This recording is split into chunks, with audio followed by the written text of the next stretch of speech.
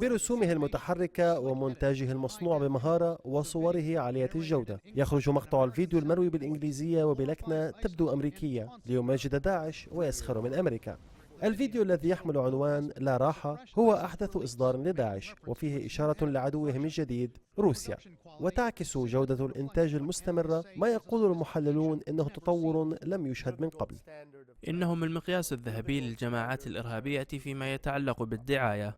يقول مسؤول أمريكي لمكافحة الإرهاب إنه مع مقاطع كهذه يوصل داعش وحشيته إلى هاتفك في جيبك. وفي مقطع حديث آخر يلبس مقاتلو داعش كاميرات جو برو ويتحركون في أرجاء مجمع في اليمن ويطلقون النار على الناس. والمدهش هو أوجه التشابه بين المقطع ولعبة الفيديو الأمريكية Call of Duty. يعرفون تماما من هي جماهيرهم ويتحدثون معهم بنفس اللغة. الباحث هافيير لاساكا الذي حلل المئات من مقاطع داعش يقول إن بين الشرائح الجماهيرية المستهدفة الشباب الإسلامي المتشدد الذي يتوق أفراده لأن يكونوا أبطالا، لكن يقول خبراء إن الجمهور الغربي هو جمهور آخر ومهم. إنه محتوى يجذب الانتباه، هي أشياء تجعلنا نستاء ونغضب أو أشياء تغيظنا.